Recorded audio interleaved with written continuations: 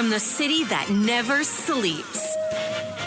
17 miles from Madison Square Garden, New York City. It's America at Night with Rich Valdez, America's favorite late-night talk program, featuring interesting guests from around the world and calls from across America. And now, here is your host, Rich Valdez.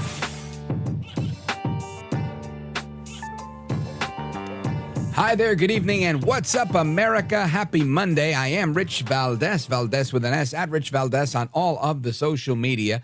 And welcome to the program. It's a brand new week, and yet we've got a lot of the same old drama, but we're going to break that down as we go ahead. I want to invite you to call the show if you'd like, 833-482-5337, 833-4-VALDEZ. And over the weekend, Vice President Pence announced that he is out of the 2024 race. That's right. He's no longer competing to become president of the United States. And here's what he had to say about it. Traveling across the country over the past 6 months, I came here to say it's become clear to me this is not my time.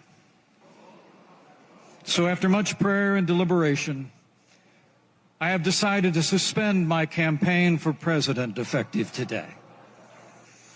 Now, I'm leaving this campaign, but let me promise you, I will never leave the fight for conservative values, and I will never stop fighting to elect principled Republican leaders to every office in the land. So help me God. Well, kudos to you, Vice President Pence. I've got to say this is some welcome news because I think he's really good at that. I think Pence is a solid conservative. I think he's really good. He was great at being the number 2 guy to Trump. And I think he'll be great on the campaign trail for 2024, not only for Trump, but for so many other people. And again, it remains to be seen whether he's going to get behind Trump or somebody else, as far as I know. But I will say, I think he's good at that. He's a very likable guy. I've always liked him. And I think a lot of people do. And I think he stands for a lot of the right things. But I agree with him. This wasn't his time. And so kudos to Mike Pence on that one. I think that was a very solid place to be. And Vice President Harris had this interview with CBS News 60 Minutes. It was pretty interesting, where a lot of things were said. And I don't. Let me see if I have enough time to get into this stuff. But she says that Vice President Biden is very much alive. Listen to this one.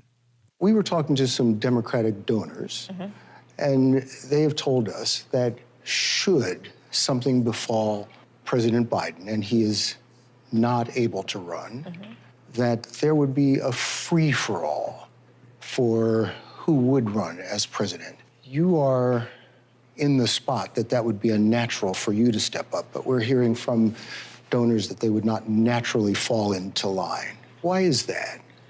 Well, first of all, I'm not going to engage in that hypothetical because Joe Biden is very much alive and running for re-election. So but you do know, I mean, that is a concern and a legitimate concern, I would say. I hear from a lot of different people a lot of different things, but let me just tell you, I'm focused on the job. I truly am. Our democracy is on the line, Bill. And I frankly, in my head, do not have time for parlor games when we have a president who is running for re-election. So, of course, that is Vice President Kamala Harris. She says that she doesn't have time for parlor games in her head. I don't know what she's doing with all of this time that she's so occupied. She's not at the border.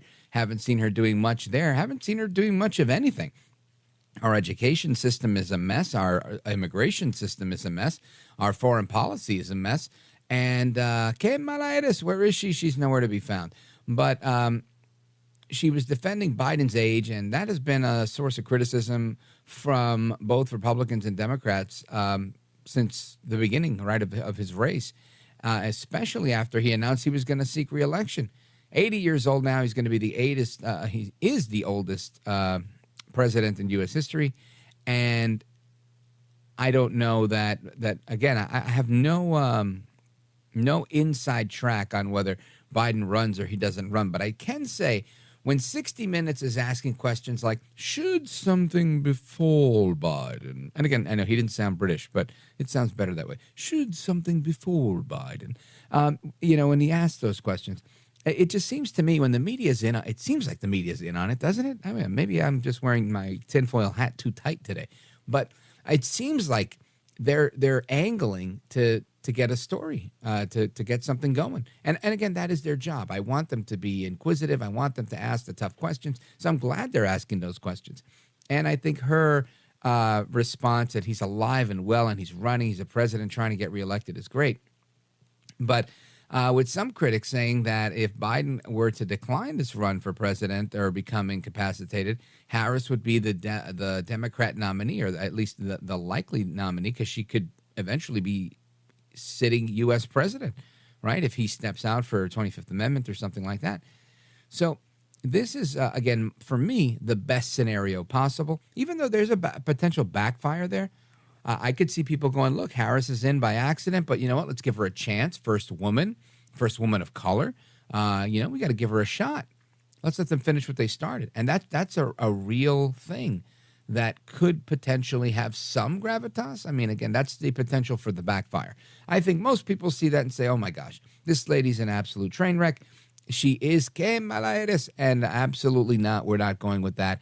And you have a decisive win for the Republican candidate. Again, I don't know. This one is very hard to handicap because we just don't know. And again, if 86-year-old Biden truly, finishes his next term and is the guy, he's the main man at the end of his second term, then I'd say, man, God bless him. This guy's amazing. I hope that's not the case. As a matter of fact, I'm going to pray about that too. But that can't be the direction that we go. But que Malaeda says that is what's going on, that Joe Biden is running for re-election and that he's alive and well. So there's that. Now you have Iran and various proxies continuing to attack U.S. troops in the Middle East despite Biden's retaliation with drone strikes. You've also got a really big list of action items for new Speaker Johnson for this week. This is going to be his first full week on the job. So we'll keep you up to speed on that as well throughout the week as we move forward. And Johnson also added today that it's very likely that Biden committed impeachable offenses. Yeah, no kidding. So let's get to the bottom of those offenses and see what's going on. Because honestly, I think the bribery that occurred during the Obama administration is going to be the toughest one to prove, even though they've got all this information coming out. I mean, I think you should try something, and this is me, directly to Speaker Johnson. I think that you and the Republican conference and the majority need to use that same 220-vote energy to say, you know what? What's happened at the border is a direct contravention of exactly what a president is elected to do. And therefore, it's one of those things that's, what do they call those? Misdemeanors and high crimes. We've got to figure out a way to make that one of those, that going back on your oath of office and facilitating the biggest human smuggling operation in human history at our southern border, that's got to be an impeachable offense. And if it's not, we got to figure out how to make it one, because I think that one is one that most Americans can't argue. And, of course, Benjamin Netanyahu did a press conference, and he said there will be no ceasefire. We're going to get to that and more straight ahead.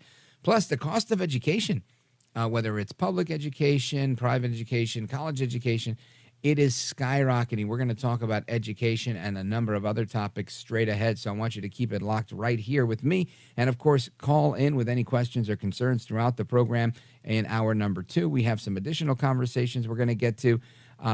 But in hour number 3, it's our favorite, at least my favorite, Open Phone America, where we do calls for the whole hour. That's always a treat for me. 833-482-5337, 833-4-VALDEZ. This is America at Night with Rich Valdez. Call now, 833-4-VALDEZ. That's 833-482-5337, 833-4-VALDEZ. That's Valdez with an S.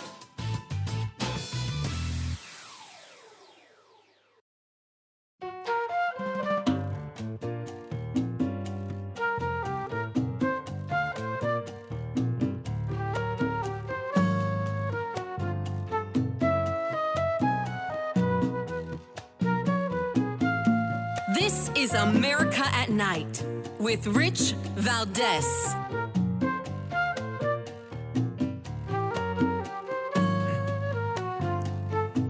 All right, America, welcome back. And as we look at so many of the issues that America is facing, whether it's the border, whether it's national security that's in complete disarray, our international affairs clearly just an absolute mess, and public education, school funding, all sorts of things that are happening in our country that are amiss. And Joe Biden's still not in jail for the criminality that seems to be clearer and clearer. And we were just talking about how the current speaker is considering he says that likely Biden committed impeachable offenses. And I say, yeah, I agree. Let's get on with it. But with that being said, there's so much about the Biden criminality that I feel like hasn't been discussed. And I'd like to discuss it.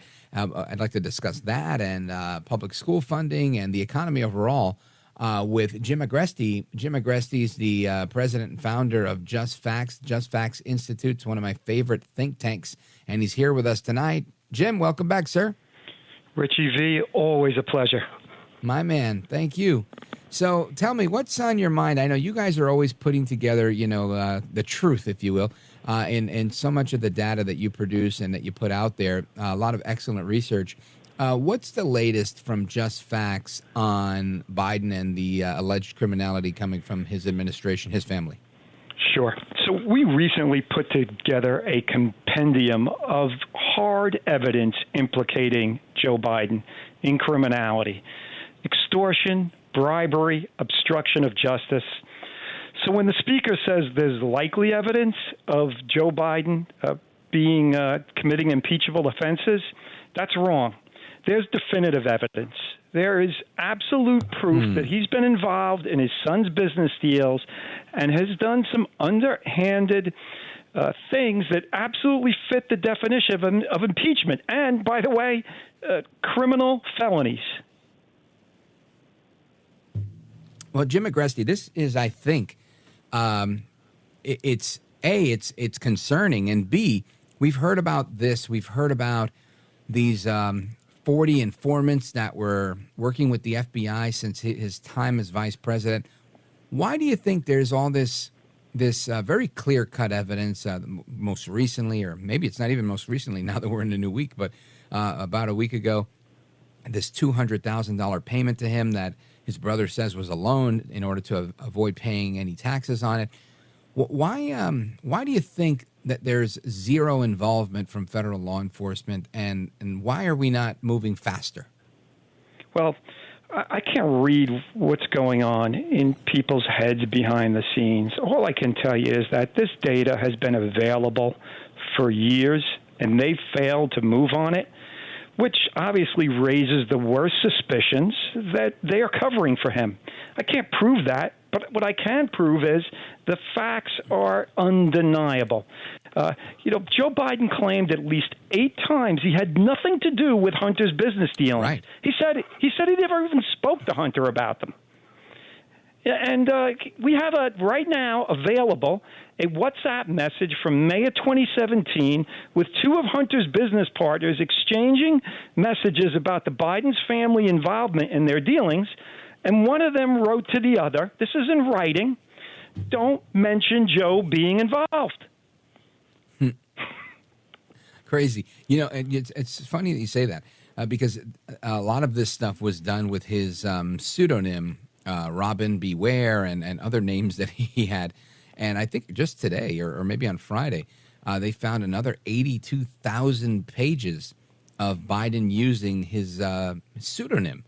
And that alone, to me, if I were, I think, again, because I can only presume, if I were not involved in any type of political analysis ever in my life, if I heard that a president was exchanging 82,000 pages worth of email, I would say I think he's hiding something if he's using a fake name, wouldn't you? We don't have to think about it. It does look suspicious, but again, the proof is here.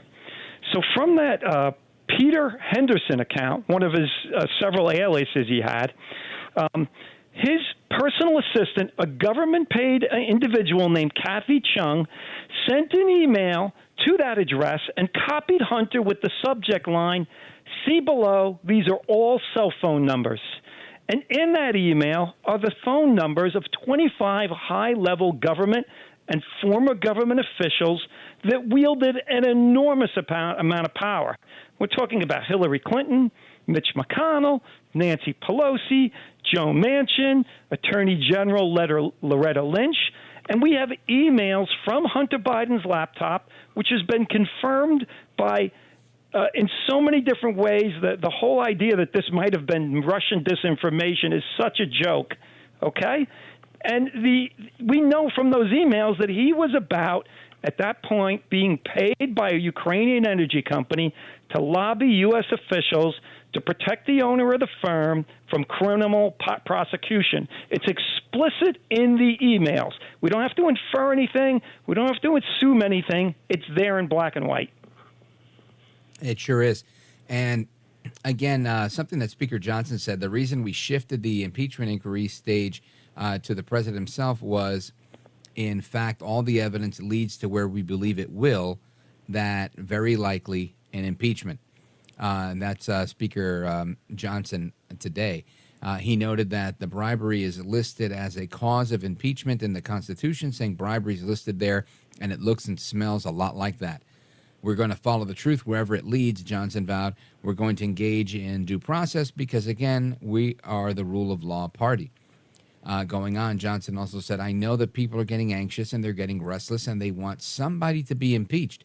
But we don't want to do that like the other team, he said, taking a swipe at Democrats who tried to impeach Trump when they did over the phone call. He said we have to do it on the base of the evidence we have. So we're going to see exactly how that continues to play out. And, of course, we're hoping that you, James Agresti, will keep us up to speed with everything, including all of the facts on this.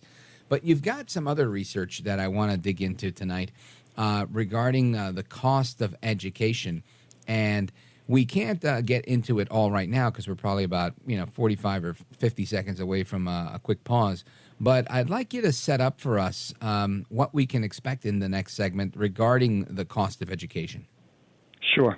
So right now, public schools in the United States are spending an average of $17,013 per student per year. This is an enormous sum of money that most people have no idea is occurring. The average cost of funding a single public room classroom right now is above $340,000 per year. Now, that is an enormous amount of money, but to see if it's reasonable, one of the things we have to do is see, well, what are private schools spending? Because this provides a market-based comparison to the cost of government schools. And when we get back, we'll dig into that. Sounds good. Folks, we're on with James Agresti, president of Just Facts. Just Facts Institute's one of the best think tanks out there. And they give you the primary source data, no spin, just facts, just like the name implies. We're coming right back with Jim Agresti. And, of course, your calls and more straight ahead, 833-482-5337, 833-4-VALDEZ. Don't move a muscle.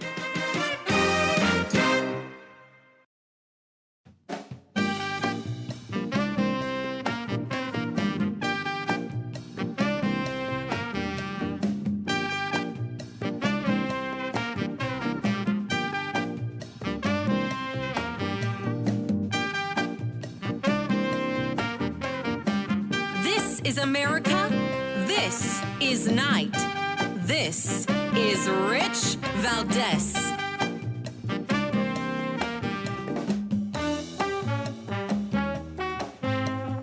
All right, familia, welcome back, amigos. We continue our conversation on the cost of public school education versus private school education.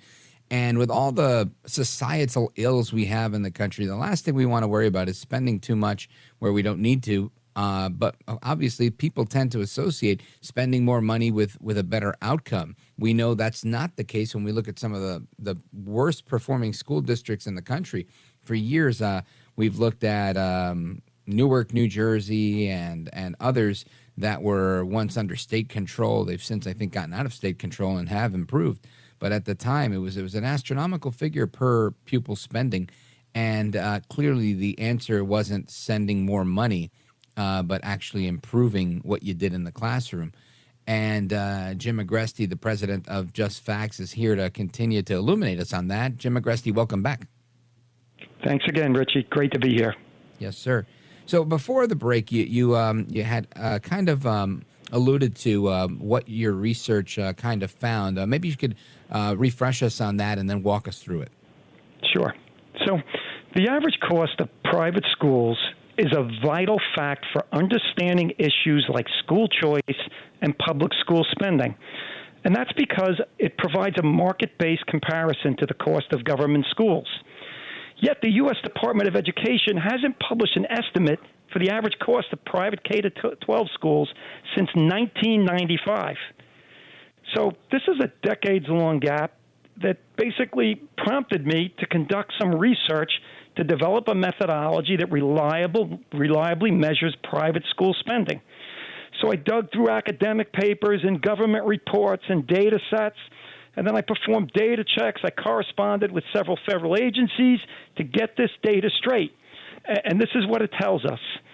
According to the latest available data, the average cost of private K-12 schools in the United States is about $9,700 per year per student. Now, in contrast, the cost for public schools is about $17,000 per year per student, or 75% more than private schools. Now, there's a little asterisk next to that number. Public schools have a disproportionate number of students with disabilities who cost more to educate than other students. So I counted for this difference. I actually got a PhD scholar involved to help me with the math. And the average cost of educating children in public schools, once accounting for disabilities, is about 58% greater than in private schools. Wow. How do we account for that 58%? Well, obviously the public schools are very inefficient in how they spend their money. And that's often the case with a lot of government agencies, as is well known. You know, we call public schools, but they're really government schools. They're run by government employees. And there's a lack of competition. There's a lack of accountability. And a lot of inefficiency and waste creeps into the system. Yeah, and, you know, I've seen this firsthand myself as a founder of a charter school in New Jersey. I've always seen that, and part of our goal was always to try to, you know, kind of beat the standard that the district was putting out there. But, you know, I had only looked at it from the level of local, you know, what's happening in New Jersey, specifically in Jersey City. I'd never really looked at it nationwide or, you know, done a deep dive like you have. And I think it's eye-opening. And it's important, I think, for most people that are listening to realize your taxes are directly tied to this, right? Everybody would pay a lot less in school taxes, county taxes, and other local taxes that go to school taxes if we had a better way of spending public dollars for public education. Do you think this is solely a problem of the politics that are involved from the teachers union and of course other parties involved, or is there more to it? There's always more to it when you're talking about a sociological issue like education. There's parents, there's communities. There are numerous factors. So you can't always say, well, you know, we started this, we made this change, and things got worse, so they got better, which is something a president will do. Hey, the economy's doing great under me. It was doing horrible under him. There's always a lot of conflating variables. But this is the bottom line, Rich. By no measure can we say our public school system is a success. We are at a state right now where 2/3 to 3/4 of all young adults in the U.S. are unqualified for military service because of poor physical fitness, weak educational skills, illegal drug use, medical conditions, or criminal records. We have a situation now where our 15-year-old U.S. students rank 34th among 37 developed nations in math, even though we're spending an average of 38% more than the other developed nations. I could go on and on. There's so many. Here's another one. This one blew me away. So the U.S. Department of Education does an adult skills test to basically test if the American public, the adults, have some basic mathematical abilities. So on the most recent one, only 37% of U.S. residents were able to correctly answer a question that required basic logic, addition, and division, allowed them to use a calculator and take as much time as they wanted. Now, as a sample question, it was basically a shoe sale. Hey, if you buy one shoe, you can get the second shoe set for the same amount as long as it costs the same or less. You get it for half off if it's the same amount or less. I mean, this is basic math, and yet 2/3 of our population can't do it. Wow. Folks, we're on with James Agresti. He's president of Just Facts. You could check them out at justfacts.com is the website, or at RealJustFacts on all of the social media. And, Jim, I want you to stick with us when we come back. There's a couple of things that you put out there that I wanted you to just give me a little bit better understanding on. I know you talked about Robert Reich's statistics in a tweet that you put out, as well as the covenant of Hamas quotes that you talked about. I'd like to get a little clarity on that as well on the other side. Folks, again, we're on with James Agresti, president of Just Facts. Our number, 833-482-5337, 833-4-VALDEZ. This is America at Night with Rich Valdez. Call now, 833-4-VALDEZ. That's 833-482-5337. 833-4-VALDEZ. That's Valdez with an S.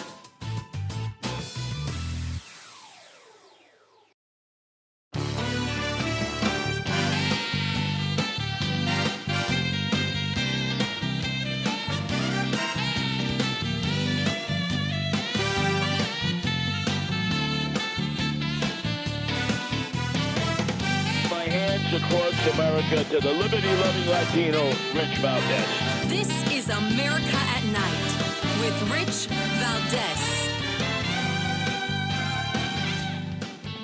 All right, amigos, welcome back. And we're on with James Agresti, president of Just Facts. You can check them out at Real Just Facts on the social media.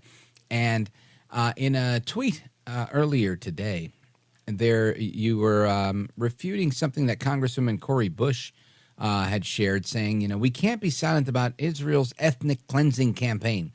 Babies dead, pregnant women dead, elderly dead, and so on and so forth. And you shared a lot of information. Jim, help us understand exactly what's going on with this back and forth. Sure. So one of the most common tactics used in politics, and it dates back for millennia, is to accuse others of what you're guilty of what your side is guilty of. And Congressman Cori Bush and the rest of the squad have clearly taken a side with Hamas. They'll say, we condemn their actions, their murder, but then they don't want any consequences for that. And if Israel tries to fight back, they immediately accuse Israel of doing what Hamas is doing. So this is a little context that's important to understand. The Covenant of Hamas. This is a document. You can find it online. It's something they embrace. It's their constitution, if you want to call it that. Quote the prophet about the necessity of, quote, killing the Jews. This is their constitution. I want you to imagine a constitution that says, hey, the prophet says we need to kill the Jews, okay? Then Hamas carries this out, and for good measure, they don't just kill them, they rape and torture them. Then when Israel pursues the killers, and not only that, warns civilians to get out of harm's way, Hamas uses them as human shields, and then people like Cori Bush accuse Israel of ethnic cleansing. It's the height of absurdity. And you're right. That's exactly what they accuse them of. They're saying it's apartheid. It's the ethnic cleansing of Palestinians, and this is an argument I've heard for several years. I have some very old, close Palestinian friends that would share that with me, and I never understood, honestly. And I would tell them, look, I really don't have a dog in this fight. I don't get this argument. It was very confusing to me. And it seems more clear today with their chants of, from the river to the sea and all of this other stuff that they've got, that the goal in that same charter you're talking about, this constitution, if you will, the covenant of Hamas, is very clear on their goal is to eliminate the existence of Israel.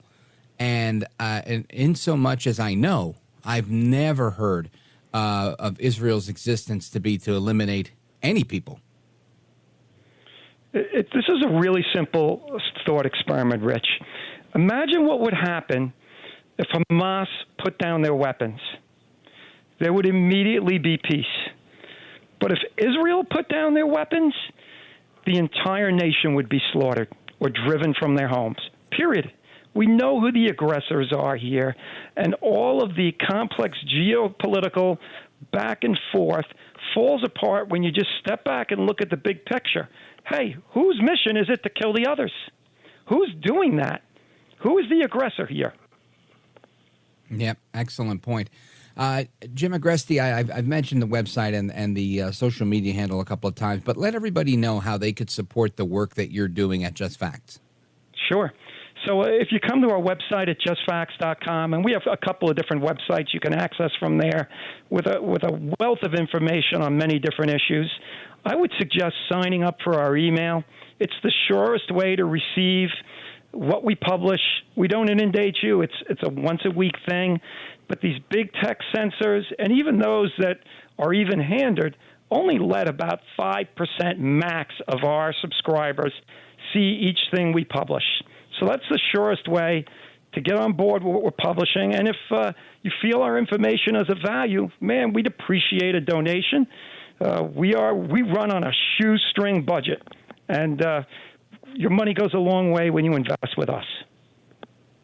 Outstanding, folks.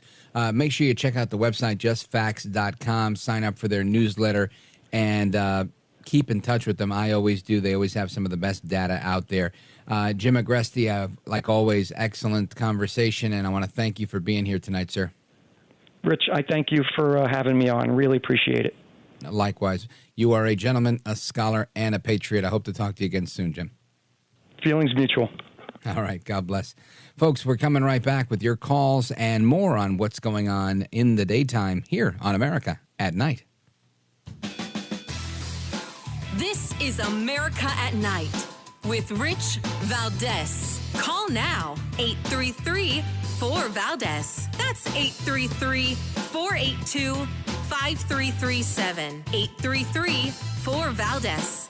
That's Valdez with an S.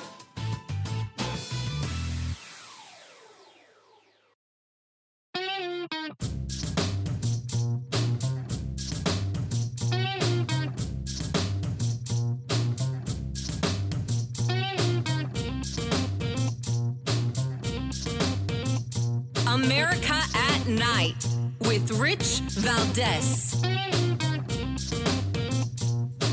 All right, America, welcome back. And the attack on Israel continues. We were just conversing with Jim Agresti about how Cori Bush and the rest of the squad are out there saying that this is an ethnic cleansing on the people in Gaza. However, the exact argument can be made by the Israelis, who are the ones that were attacked here.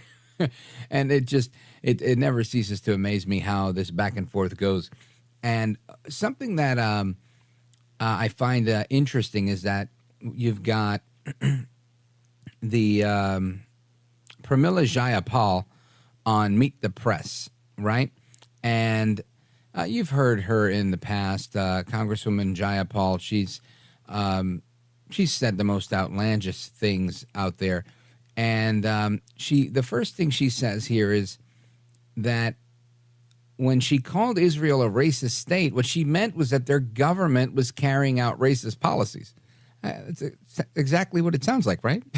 It's like when I called you a killer, what I meant is that you're a murderer and you kill people. It seemed like she meant exactly what she said. Listen to this. Let me ask you about some of your comments. You have characterized Israel as a, quote, racist state. After a backlash, you clarified that you don't believe the existence of Israel is racist, but that the government engages in racist policies. Can you explain clearly what do you mean by that, Congresswoman? Well, Kristen, I clarified this right away, not after a backlash. Within 12 hours of making the statement, I clarified that what I meant is that the existence of Israel is absolutely legitimate, and I think the world has come to see it as legitimate. However, there are racists within the Netanyahu government, and there are racist policies that Israel has been carrying out. I think it is important for us to recognize that we need to be able to criticize the policies of the Israeli government and not be called anti-Semitic. I really believe that conversation is changing in a way that is not helpful. And let me say this too, that at the end of the day, the president and the United States is absolutely responsible because we also have been the largest military backer of aid to Israel. We need to be able to question where U.S. taxpayer dollars are going and what accountability the United States has in ensuring, for example, that when the president calls for Israel to adhere to the international laws of war, that they actually are doing that. Otherwise, we are complicit in a way that almost no other country in the world is. So there is Pramila Jayapal making it very clear that she feels the United States is involved in a racist government in the Middle East. Now, she doesn't clarify what these acts of racism are against whomever she's alleging these acts of racism are alleged against.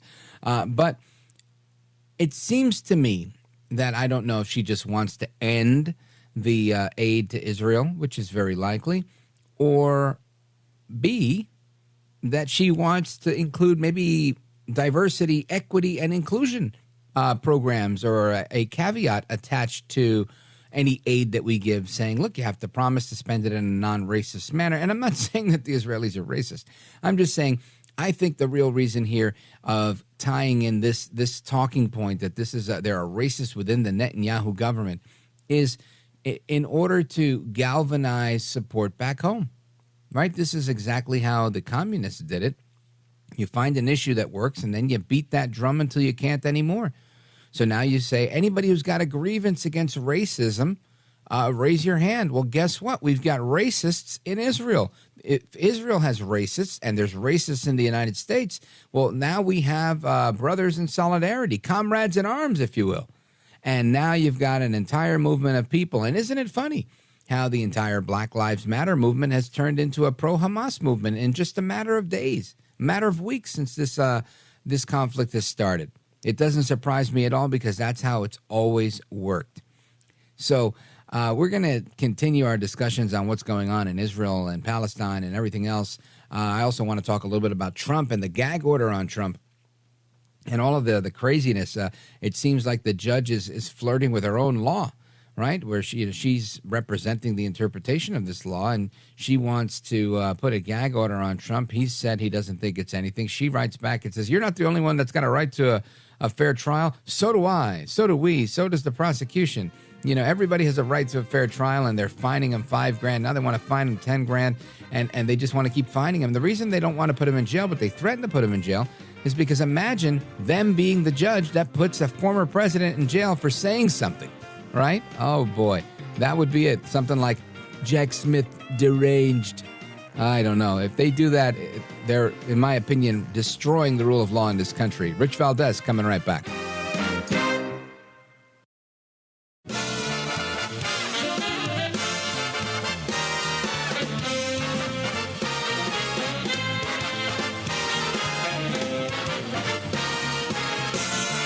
Live from the city that never sleeps. 17 miles from Madison Square Garden, New York City. It's America at Night with Rich Valdez, America's favorite late night talk program, featuring interesting guests from around the world. and calls from across America. And now, here is your host, Rich Valdez.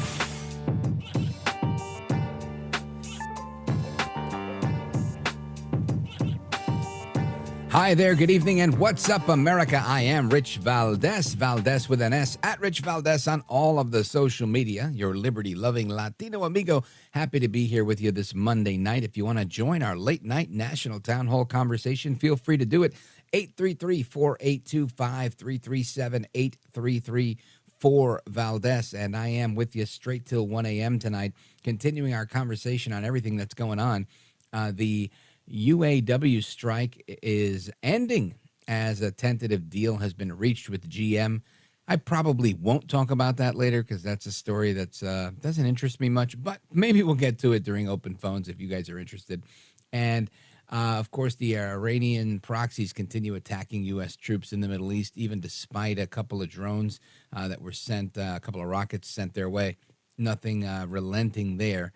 Speaker Johnson says it's very likely Biden committed impeachable offenses, and he's going to continue to follow the facts there.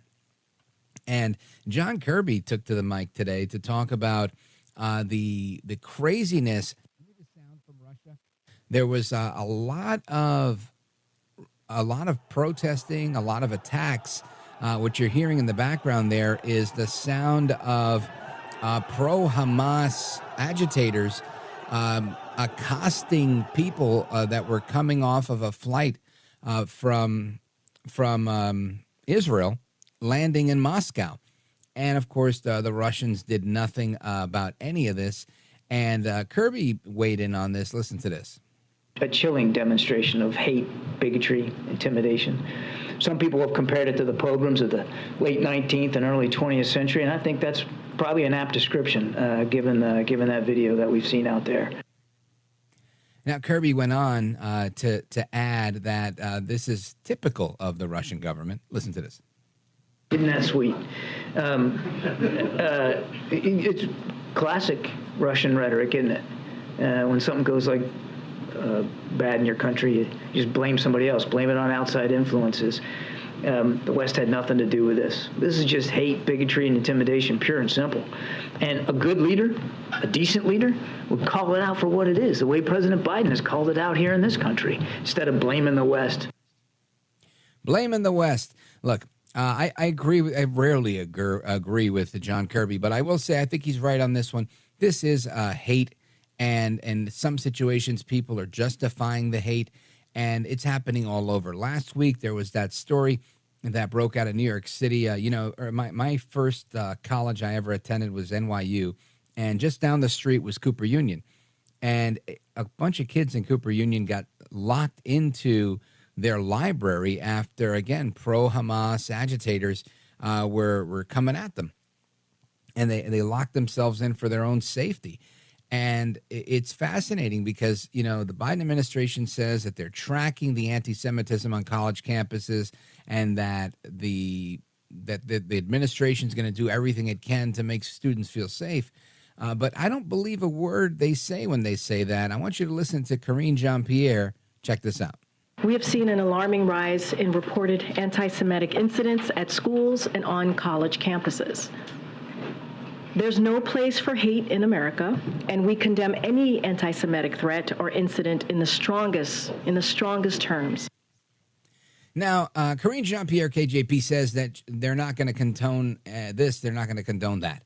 But again, Jewish students at a college, the Cooper Union here in New York City, were locked inside the school library just a few days ago as the pro-Hamas rally moved through the building. Protesters were banging on the doors and chanting, "Free, free Palestine." And the students made their own video, and it went viral. It was all over the place. You probably heard the story. We talked about it briefly on the air last week. But I wanted to connect with an old friend, an old colleague of mine, who's been a professor in New York City and understands anti-Semitism like no one else does, because he's been he's the tip of the spear when it comes to this stuff, honestly. And he's been out there very outspoken and forward on the issue. And his nephew was one of those locked in the library. I want to bring in my good friend, Professor Jeffrey Lax. Welcome, sir. Rich, it's so good to hear your voice and so good to speak to you. Likewise. So, Jeff Lax, tell us, we got some time here. We don't have to rush through it, but what's your reaction to some of the audio you just heard? Well, first of all, let me just say we haven't, the audience doesn't know, we know each other back from the days when you weren't 17 miles away from Madison Square Garden. You were actually atop Madison That was right, Square 17 Garden. floors above the garden, right? Yep, and I used to call you the hardest working man in radio, and I think that has paid off. I take so much pride and pleasure watching your success. So I just want to say congratulations to you on that, and Thank continued success to you. So anyway, I'm sorry. So your question, can you repeat your question? Yeah, no, I was just saying you heard, thank you for your kind words, but you heard some audio play, whether it was the stuff happening in Russia and Moscow, or Karine Jean-Pierre saying we're paying attention to what's going on in college campuses. Meanwhile, the situation you've had with your own family and what we're seeing unfold in New York City. What's your reaction to all of that? Yeah, I mean, it's horrifying. The H word is going around again. Is it possible? Is it conceivable that there could be another Holocaust in our lifetime? I come from Holocaust surviving grandparents, and to see now the next generation, my nephew, who's a teenager, and I can't say his name on the air, and I would have liked to have had him come on the air with you directly, but he's in the process of getting legal representation. You said it very well. He was barricaded in the library while these lunatic anti-Semites were surrounding the library, banging on the library door, trying to get into the library, because there were a bunch of different Jewish students locked in there with my nephew. And then there was a passageway that some people have seen on video. You can find video online of this, where there's like a glass hallway. And they were banging on the glass and yelling things like, I think you mentioned one of the tropes, and they were also yelling, globalize the Intifada. Globalize the Intifada is basically kill the Jews, kill all the Jews.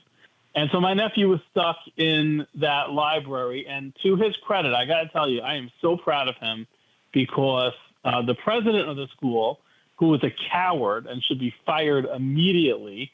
First of all, when the October 7th attacks on Israel, the rapings of women, the beheadings, it's so hard to say it. I'm forcing myself to say it, of babies. And they burned babies alive, Rich. And we've all heard this, but I want people to hear it every time they listen to this topic. This president failed to condemn Hamas for doing that. And my nephew, I'm so proud of him, was one of a bunch of students that wrote a letter basically demanding that she come out and say something, in the name of human decency. You don't have to like Jews. Just be someone who cares about humanity. And finally, she eventually relented and issued some kind of a statement. But I want to tell you, that day when these horrible lunatics were threatening my nephew and his student colleagues, there was apparently like a tunnel way that exited the library, like a secret, passageway that exited the library. I'm not familiar with Cooper Union. The president herself escaped through the tunnel way. She went out the back way, wanted to avoid everything. My nephew, to the contrary, and his friends, and he was, I believe, one of the de facto leaders of the group, said, there is no way I am walking and cowering and hiding from these people. He said, I am walking right out the front door. And so when security finally came, that's exactly what he did. He held his head high, and he walked right out the front door, because he wanted those people to see him walking out the front door proud, as a proud Jewish student at Cooper Union. Well, outstanding, Jeffrey Lax. I mean, kudos to him. I'm glad he took the stand that he did, and it's a shame to see what's occurred with the pro-Hamas agitators at Cooper Union and in other places. And ultimately, I think we see a lot of this. It continues to rear its ugly head. I want to continue to get your take on what you're seeing coming from college campuses. Of course, you've taught at City University of New York, Columbia University, and others. You've had a career as an attorney, and I want you to weigh in on some of the anti-Semitism you've seen throughout your career and how it's comparing to what you've seen in the last 2 or 3 weeks, which to me I think is over the top. So, folks, stick around. We're on with Professor Jeffrey Lax. He's a professor of political science at Columbia University and a friend of the program. We're coming right back. Don't move a muscle. This is America at Night with Rich Valdez.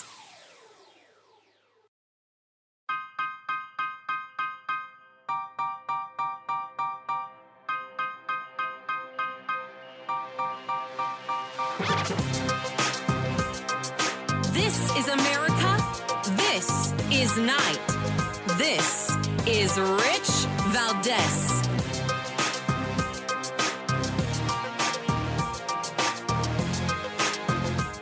Cowardly. I think he's not acting in the role as a member of Congress. I think he's shown himself to be very emotional. Like most cowardly people, when you confront them, they're afraid.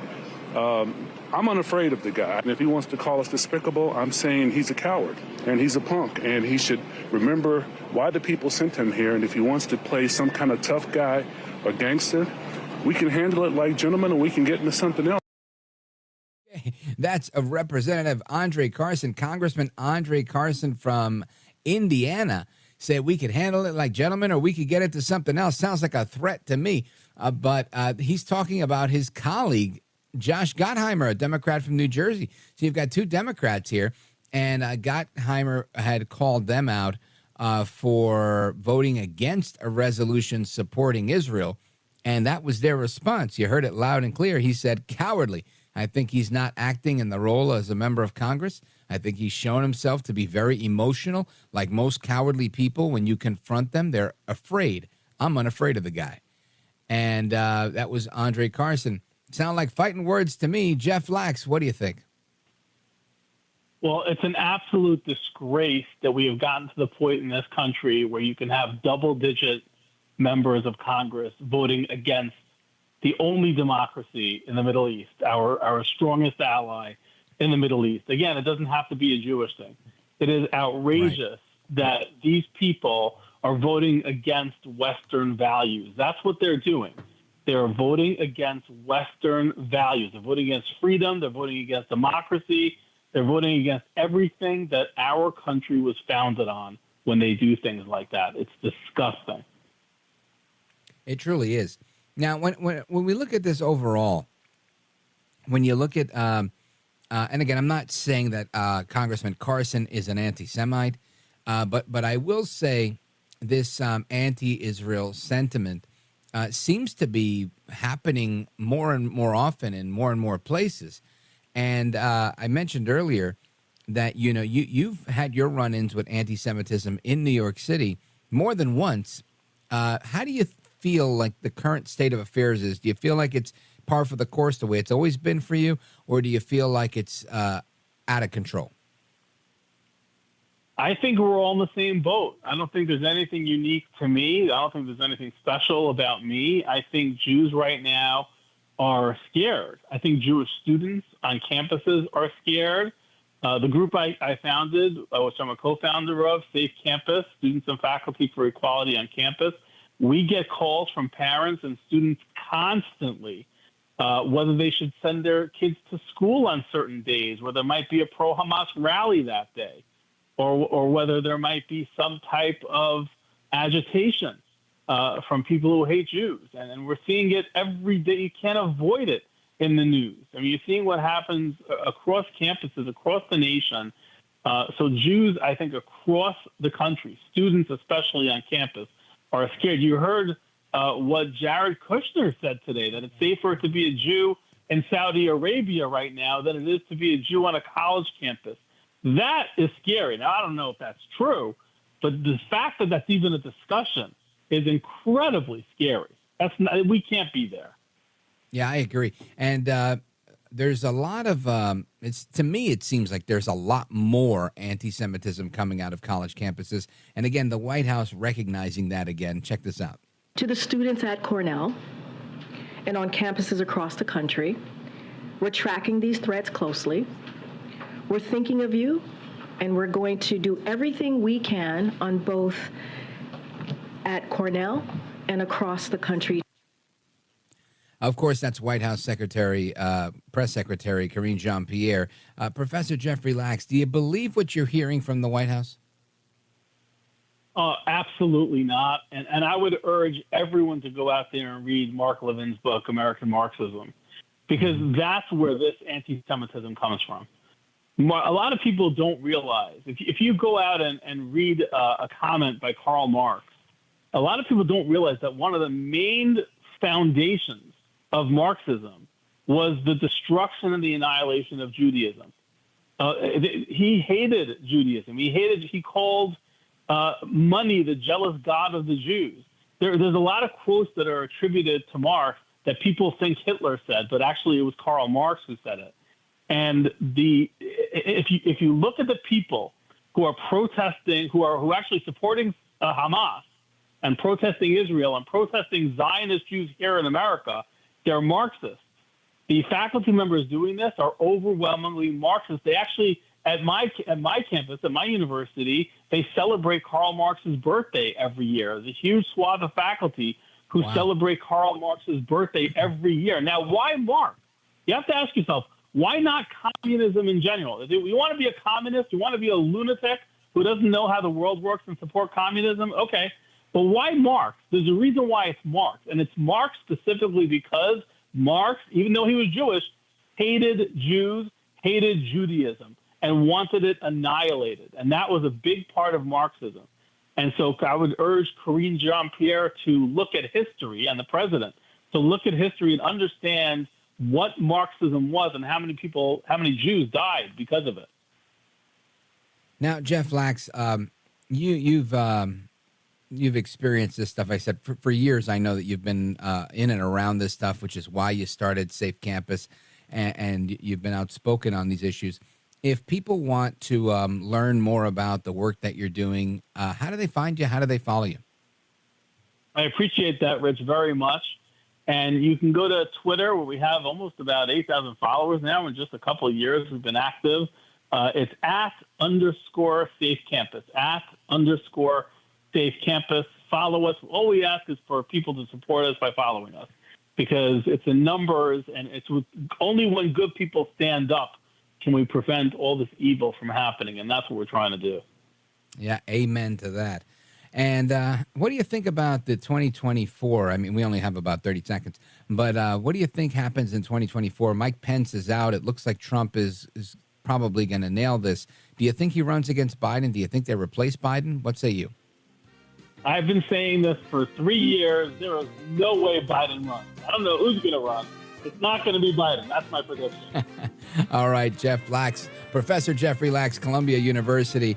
Thank you very much. You're a gentleman, a scholar, and a patriot. God bless. Love you, Rich. You too, my friend. All right, folks, we're coming right back with me, Rich Valdez. More to come. Don't go anywhere.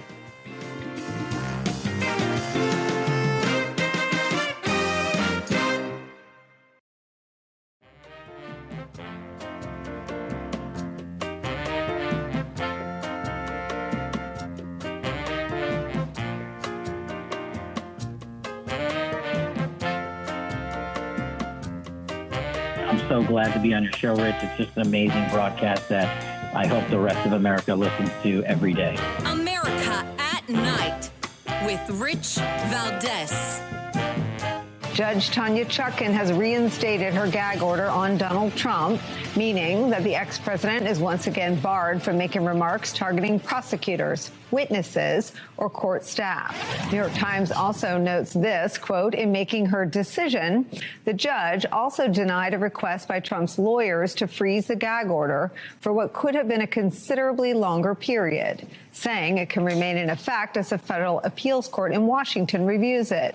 Judge Chutkan's move is the latest chapter, but has become a protracted legal battle between special counsel Jack Smith and Donald Trump with incredibly high stakes. That's Nicole Wallace from MSNBC explaining what's going on with the gag order on Trump. We had Judge Enger on if that's his name, he fined Trump, I think it was $5,000. Now they want to talk about a $10,000 fine, and all sorts of things are happening. And again, it's not these are the New York trial is a civil trial, and the idea, as far as I understand it, is that we're not supposed to limit anybody's speech or put a gag order on their speech unless they're intimidating witnesses, or somehow affecting the case. Trump, again, he's blasting the prosecutor. So I want to get to the bottom of this to make sure we give this a fair shake with Abraham Hamadeh. He's a former captain in the United States Army Reserve and an intelligence officer, as well as a former prosecutor, and he's a candidate for Congress in Arizona's 8th District. Abe Hamadeh, welcome, sir. Good to be with you, Rich. Yes, sir. So when you hear this report coming from MSNBC about the gag order, what's your initial reaction to that? Well, it's exactly what's been going on. Why they're doing this is they're trying to silence President Trump. I mean, as you mentioned, it's not just at the federal case with Jack Smith, the one that Tanya Chutkan is doing. It's also in the New York civil case. So this one is particularly interesting in Jack Smith's case because, even the ACLU has criticized it and actually tried. So it's kind of, it's so fascinating to watch how these judges, these judges are compromised, but trying to unpretzel themselves and trying to silence President Trump because they know it gives an unfair advantage to Biden. So you're seeing Jack Smith and his federal prosecutors leaking so many of the trial out to the press, and they want to not respond to witnesses where these witnesses, one of them is potentially Bill Barr, who constantly goes on TV and criticizes President Trump, and they want Trump to just sit there in silence. So it's really, this is election interference. It's very obvious. And, Rich, just for your listeners to realize what's happening, this time last year, President Trump was not under a single indictment. But what we've seen since March is now there's 4. And it's going to accelerate. The injustice is going to accelerate as we move on the campaign trail, and especially as President Trump's poll numbers increase. But this gag order is unlike anything I've seen where, it's done in a preemptive way, but they're trying to use his Truth Social posts as indicative of his behavior. And it's really allowing the government to have free reign to talk about this case and use their media surrogates to taint this case and have Trump just sit in silence. Because I think what it really comes down to is they realize President Trump has a powerful voice with the people, and they want the people to be kept in the dark. But, I was pleased to see the ACLU join on President Trump's side because the ACLU is definitely, they have definitely not been serving the interests of free speech in many years and a lot of our constitutional rights. But to see them join on Trump's side just shows you how absurd the gag order that Jack Smith wanted imposed and that the judge did impose is completely unjust. Now, Abe Hamadeh, again, in your experience as a prosecutor, you said you've never seen anything like this. Is this, again, trying to play the devil's advocate here, is this because maybe Mark Meadows and Bill Barr might be witnesses here, and they've made comments about Trump that this is out of the norm because you've got these public figures going at one public figure and then Trump being that public figure going back at them? Is that one way that they're trying to justify this, or has this just never happened before? Well, they're trying to use any justification because on legal grounds it failed. And that's why even the ACLU, again, this has united, people on opposite ends of the political spectrum. But with Mark Meadows particularly, you had the media claim that he's turned on President Trump, and then you have Mark Meadows' own legal team refuting that. So you're seeing this Jack Smith and the prosecutors are feeding this type of narrative to the media, and the media runs with it. And even Mark Meadows refutes it. And what do you expect President Trump to do? Of course, President Trump is going to comment on it. So, this is a high-profile case, but that doesn't change the law. It doesn't change the facts. So to see this judge willingly disregard the law right now, it's very damaging to the legal system, but our legal system has been damaged in many ways to go after President Trump. I mean, this is just one of his court cases on top of the many others. And, as you know, he was in Colorado today, the court case to try to keep him off the ballot. So, President Trump is facing multi-dimensional lawfare that the Democrats are going after him. They're trying to come off the ballot. They're trying to silence his voice. The Democrats are playing very smart. This is what they do. They're very nasty. And, unfortunately, we have complicit judges who, they know what team they play for. And that's what you're seeing with this. But it's not rooted in any legal basis. And that's even the ACLU was opposed to it. Folks, we're on with Abe Hamadeh, former prosecutor, intelligence officer in the United States Army and candidate for Congress in Arizona's 8th District.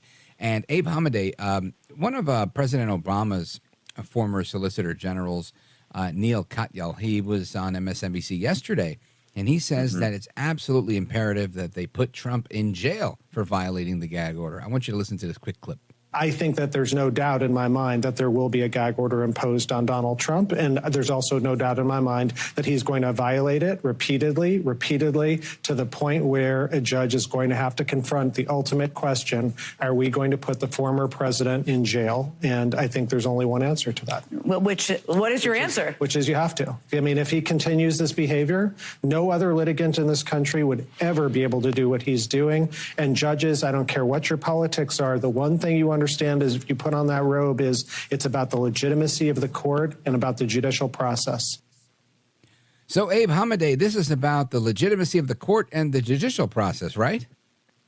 No, the legitimacy of our legal system is collapsing every single day. But they really just showed their true intentions right there. I mean, they really do want to jail President Trump prior to the 2024 election. And you're seeing that in the New York civil trial where they're imposing $10,000 fines on violations of the gag order, supposedly. Now you're seeing, I mean, the judge, with this broad gag order, essentially is basically cornering President Trump into, Neil is right in some ways. He's going to be forced to go to jail if he can't defend himself in the media or in the public, just communicating. So in some ways, they just express exactly what they're trying to do. Versus you have President Biden right now, who's able to talk about this case, who's able to talk about 2020, the election, and then talk about 2024. So it's they're really showing what their true intentions are right now. And they're trying to act like no other litigant would already be in jail on this, but no other litigant has been treated the way President Donald Trump has been treated. And I think that's what, for your listeners to understand what's happening is the full weight of the federal government is being brought on President Donald Trump. President Donald Trump is innocent until proven guilty. The burden is on the government. But the way that the judge and the way the media has been handling it, and they all know, they're trying to force President Trump to say something and to lash out, and they want to jail him. So they're imposing these type of gag orders. It's a trap. It's a complete trap. But he's already guilty in their mind. So to them, they're just going through this process knowing that they already know the end result. They just don't want him to be expressing it. But we already know it's a rigged system going into it. Folks, we're on with Abraham Hamadeh. He's a candidate for Congress in Arizona's 8th District, and we're going to get his take on some of what the Democrats are saying and a little bit more about his campaign straight ahead. Our phone number, 833-482-5337, 833-4-VALDEZ. This is America at Night with Rich Valdez. Call now, 833-4-VALDEZ. That's 833-482-5337. 833-4-VALDEZ. That's Valdez with an S.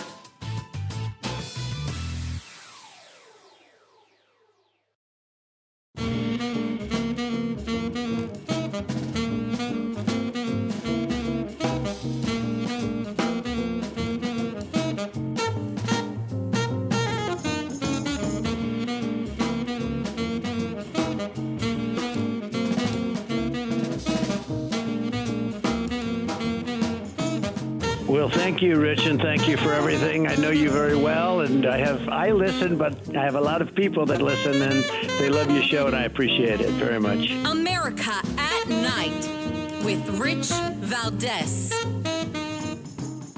Considering what you are laying out as your achievements, you have the current front runner for the GOP, Donald Trump, facing, 91 criminal charges? I've lost count.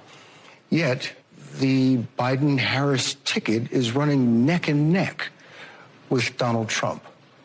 Why are you not 30 points ahead? Well, I'm not a political pundit, so I'm not going to speak to that. But what I will say is this.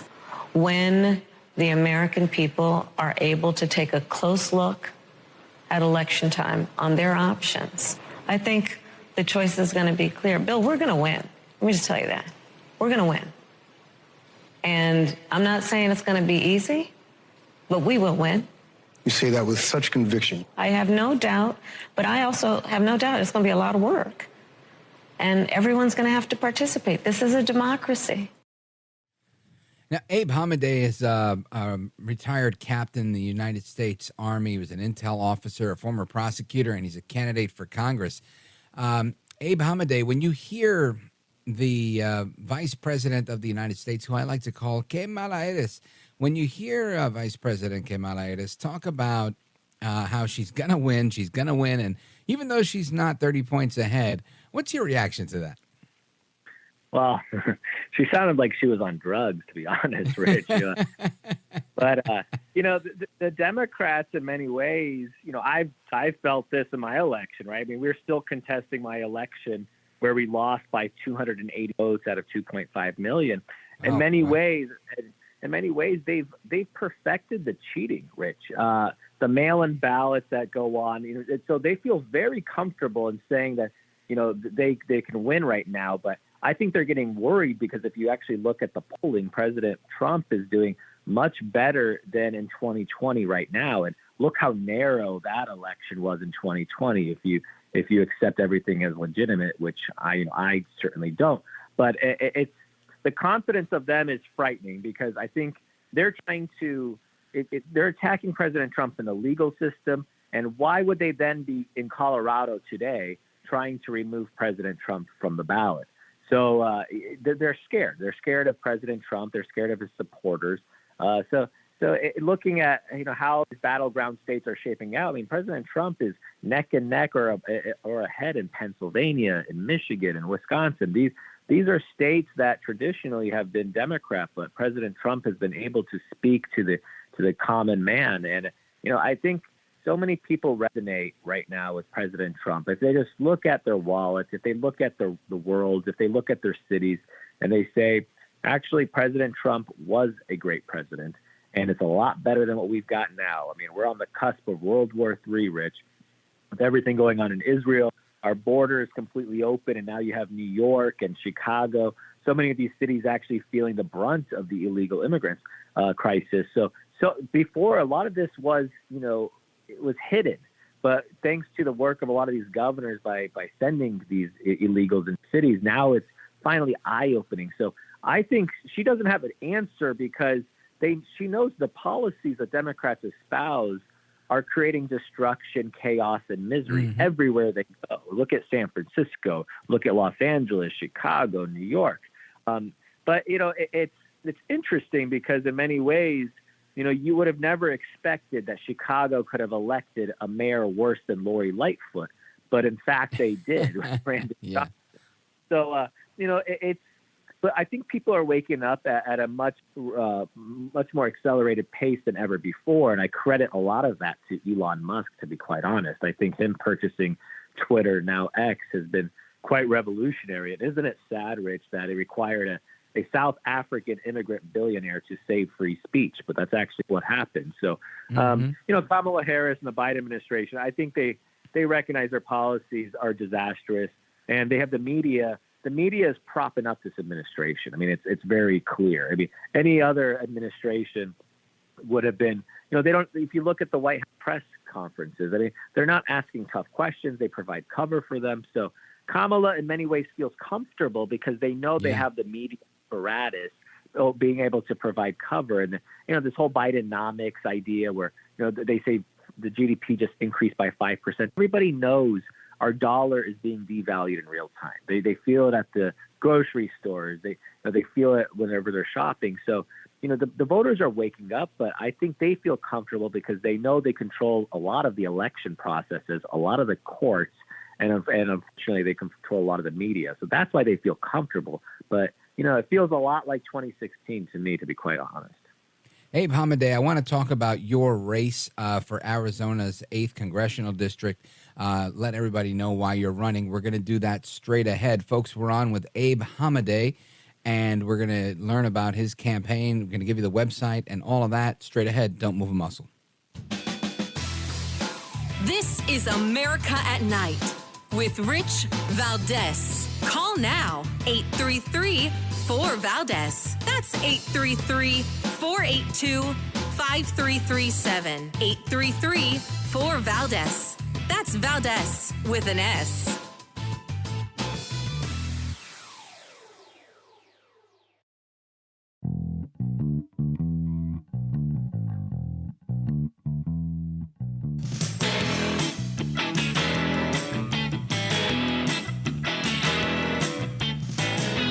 America at Night with Rich Valdez.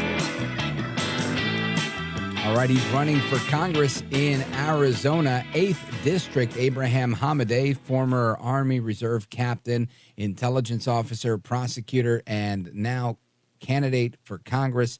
Abraham Hamadeh, tell us all about it. Thank you, Rich.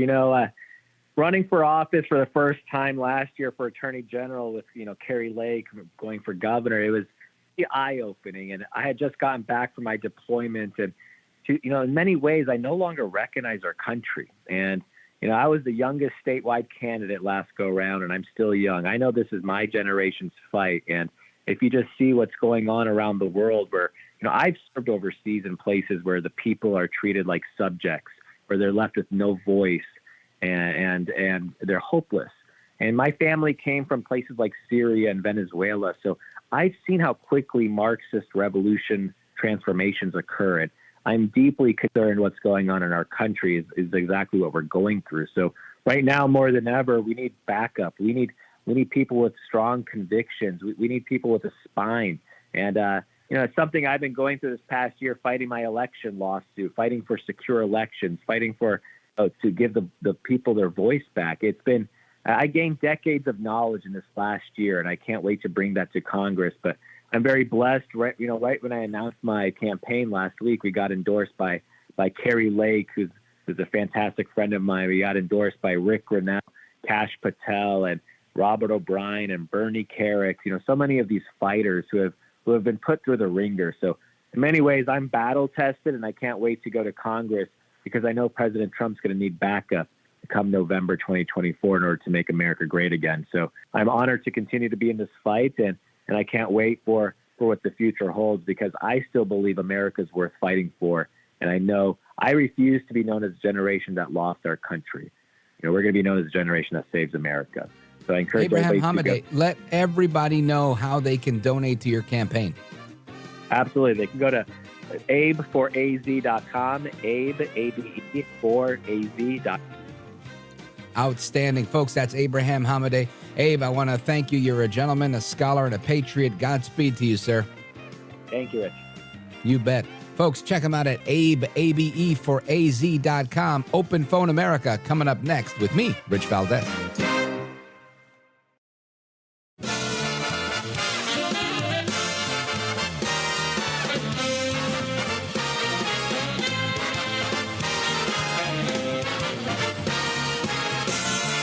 Live from the city that never sleeps. 17 miles from Madison Square Garden, New York City. It's America at Night with Rich Valdez. America's favorite late night talk program featuring interesting guests from around the world and calls from across America. And now, here is your host, Rich Valdez. Hi there, good evening, and what's up, America? I am Rich Valdez, Valdez with an S, at Rich Valdez on all of the social media. Happy Monday to you. Welcome to the program. If you want to join us on the program, this is your shot. The third and final hour of the program is Open Phone America, where we take calls from everybody all across the country on our hundreds of affiliates. Happy to hear from each and every one of you. And the number is 833-482-5337. 8334 Valdez is the phone number.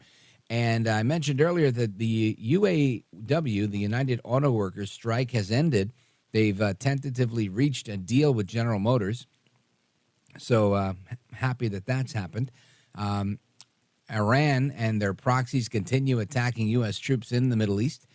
You've got the new speaker, Mike Johnson. He's got this big to-do list, but he says that, yes, it's very likely that Biden committed impeachable offenses, and we're going to see where the facts lead us on that in impeachment inquiry and where it goes with that investigation. So we'll see. I'm not sure that we're to the point where we have an impeachment hearing yet, but we will keep our ears open, our eyes peeled, et cetera, et cetera. And now the White House is urging members of Congress to promote war efforts overseas as a potential economic boom here at home. That's crazy. But yeah, I could see how the White House would try to position that as somehow it's good for us to go to war overseas because that's good for us here in the United States. Crazy stuff that we hear, I got to tell you. And let me see, there was another one that I wanted to mention here. Of course, Mike Pence has dropped out of the race. And I played this a little earlier, this clip of audio. But Mike Pence has announced that he's out of the race. Listen to this. Traveling across the country over the past 6 months, I came here to say it's become clear to me this is not my time.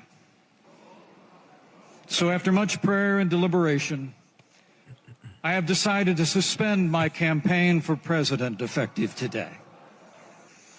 Now, I'm leaving this campaign, but let me promise you, I will never leave the fight for conservative values, and I will never stop fighting to elect principled Republican leaders to every office in the land.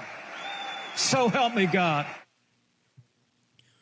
Well, thank you, Vice President Pence, for that announcement. And that was at the Republican Jewish Coalition Conference, saying that he's decided to suspend his campaign effective at the conference.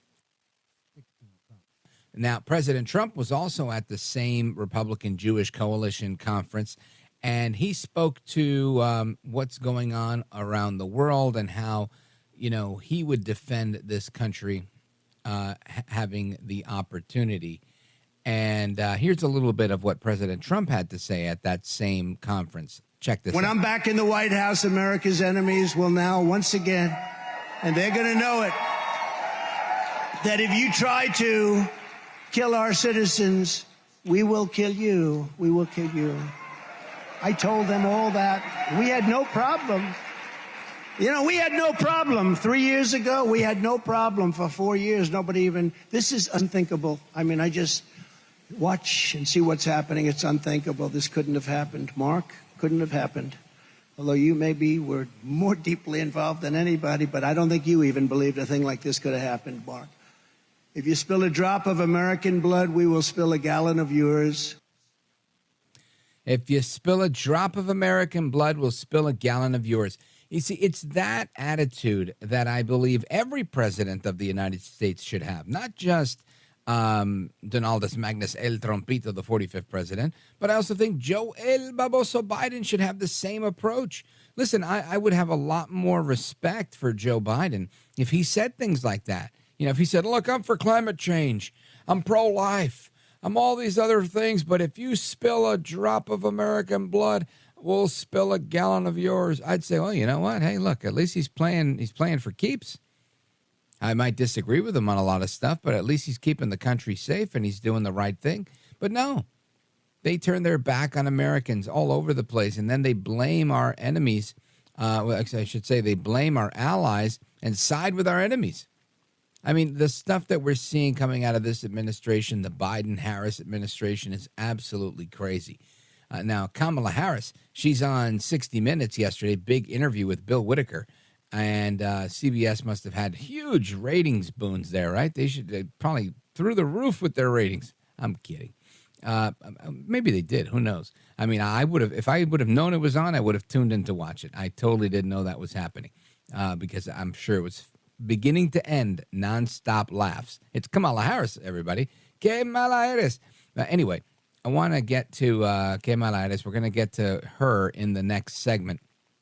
I want to talk about some of her comments on the rules of war and what's going on with Israel. I also want to remind you of the phone number, 833-4-VALDEZ. And let me see.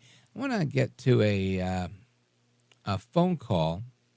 Maybe I don't want to cut anybody short. So I'm going to hold that for the next segment. Of course, if you missed any portion, any interview that we conducted tonight or any other night that you liked, you can listen to them again for free. Share them with your friends, download them, do whatever you want. You can even subscribe to the podcast for free. All you do is go to Rich Valdez, AmericaAtNight.com. So if your local radio station decides to play a sports ball game, you know exactly what to do. Go to Rich Valdez, AmericaAtNight.com. You've missed something, you forgot something, you want to hear something a guest said over again. If it was one of the experts that we bring on and you want to share it with a friend, that's what you do. Go to Rich Valdez, AmericaAtNight.com. Many of you are already doing it. We see great gains in our numbers on the podcast, on the replays, and I'm grateful for that. But I want you to know it's there for you as a resource, and I know I don't mention it enough. I've got to become a better shameless self-promoter, and I promise you I will. And we're going to do that and your calls straight ahead. Don't move a muscle. This is America at Night with Rich Valdez. Call now, 833-4-VALDEZ. That's 833-482-5337. 833-4-VALDEZ. That's Valdez with an S.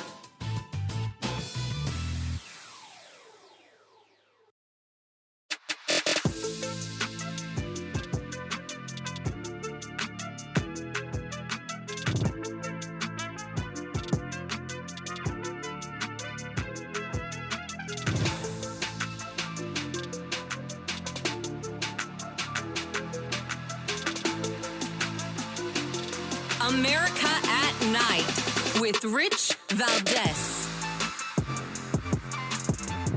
How close is this to becoming a regional conflict that could draw in U.S. troops? We have absolutely no intention, nor do we have any plans to send combat troops into Israel or Gaza, period. Vice President Harris told us the U.S. is not telling Israel what to do, but is providing advice, equipment, and diplomatic support. A terrorist organization, Hamas, slaughtered hundreds of young people at a concert. By most estimates, at least 1,400 Israelis are dead. Israel, without any question, has a right to defend itself. That being said, it is very important that there be no conflation between Hamas and the Palestinians. The Palestinians deserve equal measures of safety and security, self-determination and dignity. And we have been very clear that the rules of war must be adhered to and that there be humanitarian aid that flows. Of course, that's Vice President Kamala Harris saying the rules of war must be adhered to by Israel.